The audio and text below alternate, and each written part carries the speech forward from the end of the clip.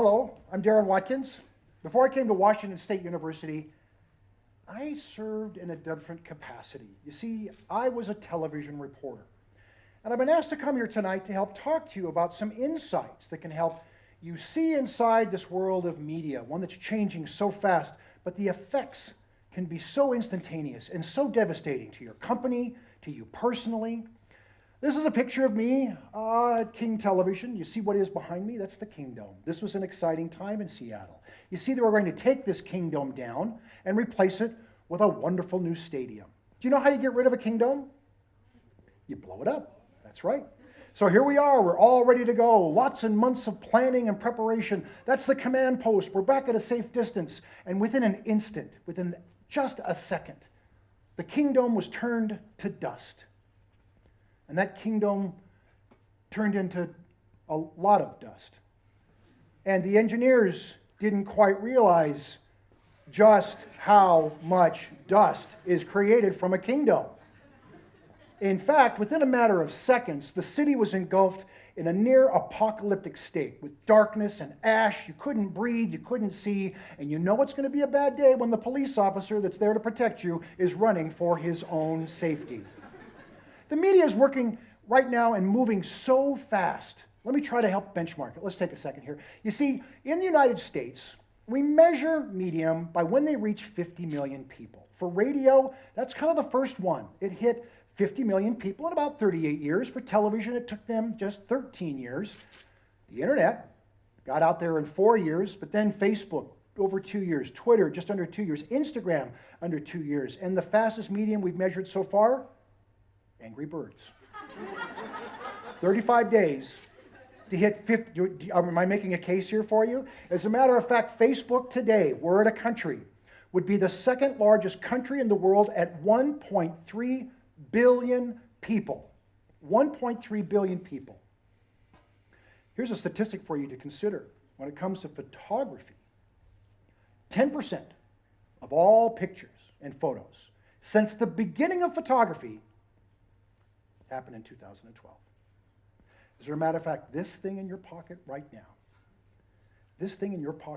has the power to not only record and take pictures, but to broadcast your story to the entire world.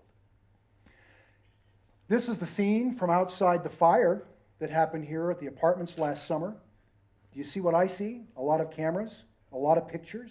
In fact, this story was out to all of us before we even had a chance to see any news media arriving from Spokane or Seattle. Do you remember this story? This was the one that happened almost instantaneously overnight. Just a second this story was out. It's the story of a young woman in Kiev. She'd been shot in the neck by a police officer during the protest there. And she sent out this tweet of her last words. And how we almost all breathed almost a sigh of relief when the very next day this message is what she sent out. I'm alive. The power is right here in our hands. We saw, for example, the media covering the wonderful festival of the doves being released by the Pope by school children after a wonderful story, but thanks to Instagram, we saw the fate of those poor doves. It wasn't entirely what we want, maybe not a foreboding perhaps of what happens next. And this tweet right here, look at the numbers, 2.7 million people saw this, the most retweeted photo in the history of Twitter, happened in just a matter of a few hours. The news media is trying to catch up, trying to play along. But with this immediacy, I saw this from my friends down at KNDU, and I thought, that doesn't quite look right. No, it's not. Yeah. It's not. That's a photo from I got that one wrong. In fact, mistakes happen more and more. How can this happen? This is a mistake that's so big, it's not only just a mistake, it's actually a practical joke. And it made it on the air. But make no mistake, when it comes to television, television is still king. Television now seen by 2 out of 3 of us every day. It's where we get our news. More and more of us are getting on the internet, about 1 in 3. The good news is that means that according to the Pew studies, more of us are actually engaging in news, and I think that's a good thing. Television news, though, has been around for so long, it's created a language entirely of its own. We hear things on television, we've heard them so many times, they often take on a different meaning. For example, when we hear someone say, I have no comment, what's the first thing you actually think of? Right? We kind of think, well, maybe they have something to say. We have nothing here to hide. Often pretends maybe they do. Or maybe, don't point that camera at me. Well, it's really, I don't want to see this. And in today's landscape and environment, there's a new one that's emerging. When we see inappropriate things being posted or sent with a text or an email, and they say, I was hacked. That's my reaction too. You kind of say, right? Because the messaging is becoming more and more refractive. Penn State. Penn State changed everything. The story that struck Penn State hit that worse than any tidal wave, any storm. Do you know the damages to Penn State right now? Close to $2 billion. Lost revenues, lost donations, students not coming, researchers not coming, money not coming to the institution. My daughter yesterday said, Dad, what was Penn State? Honey, it was a horrible story. A pedophile worked on a campus and people knew about it, but they hid it because of the culture. And when that story got out, it created an entire industry now. The insurance industry has stepped up and they will say, we're here to help you. Because at Penn State right now, the plan to rebuild their reputation just to where it was, $110 million in 10 years. And if you've just lost close to $2 billion, you do not have $100 million to spend on rebuilding your reputation. And when they ask you those questions about your risk, guess what they find out when it comes to risk management in this arena of reputation? How many Twitter followers do you have? How many people follow you on Facebook? Are you sophisticated with how quickly you get messaging out? Do you do a lot of advertising? Is reputation management part of the fabric of your management strategy? And if it's not, then they look at you and say you have risk. So really, one of the first lessons for us tonight, the best insurance policy may be to start building those pathways with the people we need to talk to long before the crisis hits. So right now, the question in the spaces, because we're all scared of how fast this can hit us, what is the best practice? What are the best practices we can follow? We don't know. We haven't had a lot of time. Here's my challenge. This is a viral video. We all saw a viral video. We all recognize it. Yes, we all kind of giggled when we saw this news conference being put on by lawmakers about train safety, and this poor guy almost got hit by a train. And yet, what is a viral video? Is it 1 million? Is it 1,000? Is it happen in 2 days? Because if we can't even define it, how do we measure it? If we can't measure it, how do we come up with formulas for best practice? Instead, what we have to rely on right now is just sort of a collective thinking. What's worked so far the most? These will be our best practices. C.W. Fogg is somebody whom I follow. He has a 15-60 rule.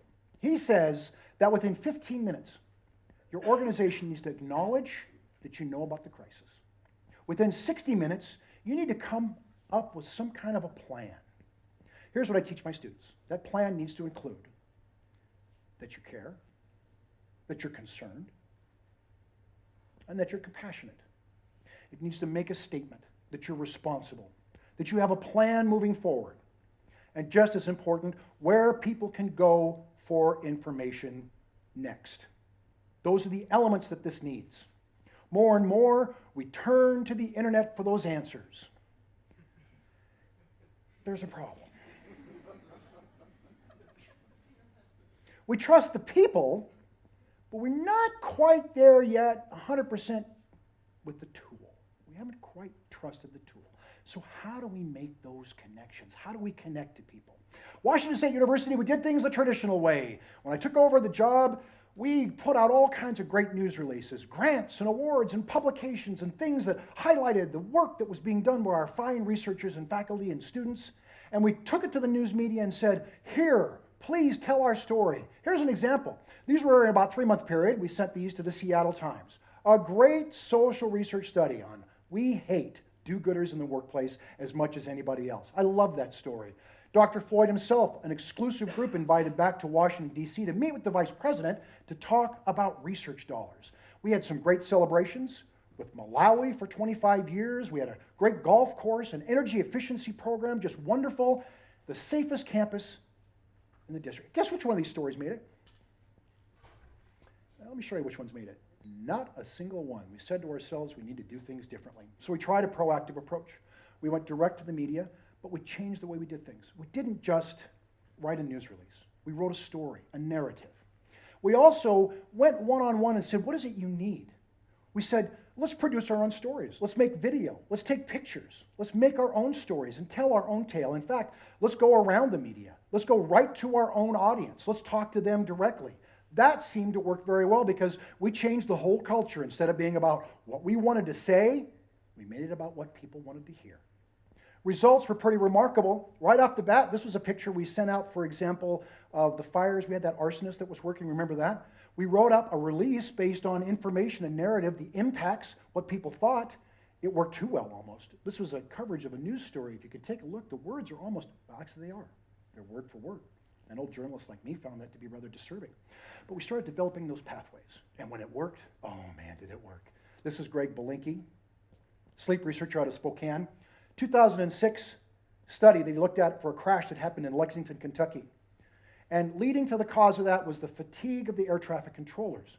He brought them in, he studied them, and sure enough, he found that not only was it the sleep patterns of these folks that was at issue, it was the policies of the FAA. Someone gets off work at midnight, has to be back on the clock at 8 a.m. His findings were, let them take a nap. You do it for your pilots. Now, taking a nap I thought was a great story. I thought it was wonderful. It didn't get a lot of coverage outside of Lexington, Kentucky. But 4 weeks later, Michelle Obama and Joe Biden are in an airplane that has to divert because of an issue with an air traffic controller. And not only that, but two of them fell asleep on the job in the very next few weeks. That's our opportunity. I called my friends at MSNBC, and sure enough, they took that story right away, and this is when it explodes. It goes from here, it's on 4 times. Within 3 days, it was on the front cover of the New York Times, the Washington Post, the New York Post, the Wall Street Journal, and USA Today. I had 14 million people see that story in print. And it doesn't end there. On television, every network covered it. I had 15 million eyeballs. But here's the one that was the real surpriser. 45 million people saw this story on the internet. 75 million people saw Greg Belinkie in a story. If I tried to buy that kind of advertising, it would cost me $800,000. By the time we finished here, it led to, we were averaging 1 million eyeballs a day on Washington State University stories. It was so good it led to us winning the International Case Award for News. The Grand Gold. It's the only Grand Gold Washington State University has ever won. I'm very proud of that. But that's not what I'm most proud of. This is what I'm most proud of. This is before Congress. The FAA head, the health officer for the FAA, union representative for the air traffic controllers, and Greg Belinkie. To me, to be able to take the research that you do and have it have that kind of an impact to change the fabric and the culture that helps all of us, what else can you ask for?